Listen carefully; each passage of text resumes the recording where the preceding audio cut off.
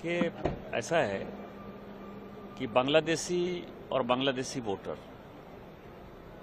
उसके सहारे ही कांग्रेस जीत सकती है। ये इसकी साजिश 1972-73 से चल रही है। बांग्लादेश जब बना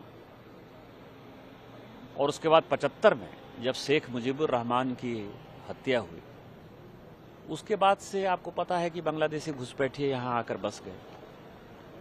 और इसका सबसे बड़ा प्रमाण है जो आज मैंने पेपर जारी किया है, वो विकीलीक्स का पेपर है, इंटरनल पेपर है गवर्नमेंट ऑफ यूएसए का, कि 86-87 में जनरल इरशाद के साथ राजीव गांधी जी की मीटिंग हुई और जो बे ऑफ बंगाल में एक द्वीप था साउथ तलपत्ती, जिसको कि हम न्यू मूरे द्वीप जो है भारत सरकार बोलती थी, उसके साथ समझौता हो गया। और 88-89 के बाद तो ये सिचुएशन हुआ कि वहाँ चाइना का बेस हो गया, आईएसआई की एक्टिविटी हो गई और वो पूरा का पूरा जो है हमारे यहाँ कैसे सर्विलेंस होगा, कैसे जासूसी होगी, कैसे घुसपैठ होगा, उसको बढ़ाने का एक बड़ा केंद्र हो गया।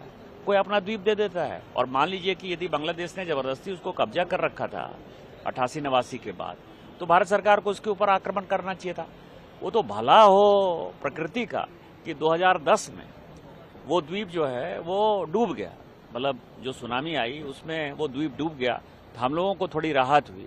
नहीं तो 25 साल तक हमारा जीना जो हराम था। आज जो भारत की स्थिति और चाइना का इतना बड़ा जो ये हंगामा कर रहे हैं, एसआईआर का जो इतना हंगामा कर रहे हैं, वो 25 साल की वो पूरी साजिश थी। एसआईआर को लेके मार्च भी कर रहे हैं आज, इलेक्शन कमीशन तक मानने को तैयार नहीं। ये चुनाव जो है भारत के वोटर से होगा कि बांग्लादेश के वोटर से होगा, पहला सवाल तो यही है ना।